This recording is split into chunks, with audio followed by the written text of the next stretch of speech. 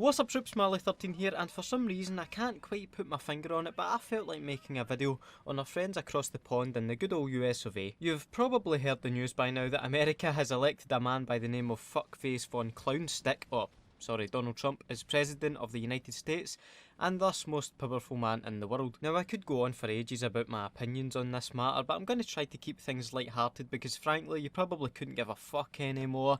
You want to rip your fucking ears off from hearing any more stuff about Trump, so let's just have a chat about things in America as a whole. By the way, if this reaches 600 likes, I'll run for president in 2020. It feels like America always has to do things bigger and better. It doesn't matter what it is. We vote for Brexit and America thinks, I'll see your Brexit and I'll raise you a President Trump, and the rest of the world just folds, maybe literally. But if you've ever been to America, you will notice that everything is just fucking huge. Cars and roads. Honestly, trying to cross the road in America is a fucking nightmare. You need to be an Olympic athlete just to get from one side to the other without collapsing from exhaustion. Food portions are huge too, well, you probably already knew that one. They do feed you well in America, there's no doubt about that. You ask for a steak and they give you the full fucking cow. Another thing that Americans are big on, of course, is guns. I've never understood this fascination, and I'd say that goes for most people outside of the US. What is your fascination with guns? I've heard a lot from pro-gun people that guns are for defence, they are a tool. Well, how can you not just show some other tools some love? How can you not just love spanners just as much? Pliers, Allen keys, do they no date for you? Anyways, back onto this election. I remember over the past year or so seen so many Americans say, oh, if Trump wins I'm moving to Canada. You know, the type of thing people say and you just think, aye right mate, no you won't. Well, Americans will probably think that, just not in a Scottish dialect, but it was quite funny to see last night when it became apparent that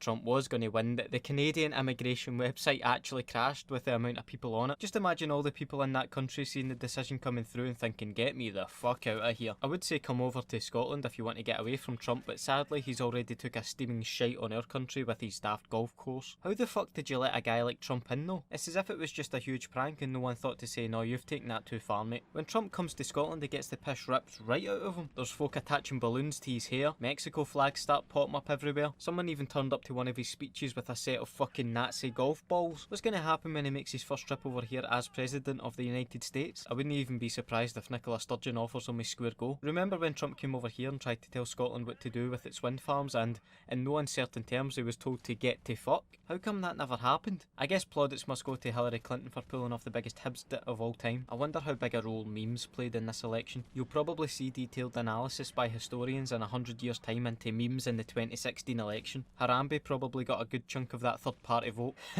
Fuck me. I was writing down notes for this video as the night went on, and now at the time of writing this, apparently Harambe got around 11,000 votes. Fuck's sake America, talk about taking a joke too far. 11,000. I doubt 11,000 votes would have swung anything anywhere, but still 11,000, that is a lot. Those 11,000 people are probably the same type of people you see saying, why bother voting, it doesn't change anything. Then 2 seconds later they're posting pictures of the Harambe vote for a couple retweets. It's the first thing I'm glad Harambe wasn't here to see, as he'd be quite upset by this. Of course, with anything mental that happens in the world these days, you can bet the Simpsons already predicted this years ago, and they did. Seriously, is it not about time we start treating every single thing said in the Simpsons as prophecy? Of course you know that during Trump's presidency we're going to come into contact with aliens. It's going to happen, you know it, I know it. They'll come here offering new technology and information, and Trump will just get cheeky with them and then they'll blow us up to fuck, unless he already does that himself. Wow, this is a nice upbeat commentary.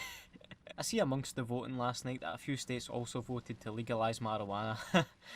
Yous are gonna fucking need more than that, let me tell you, to get through the next 4 years. Ah well, 2016 will be some year in the history books. Maybe it'll get so bad they'll just fucking skip it. 2016 just didn't happen. 2016, am I right?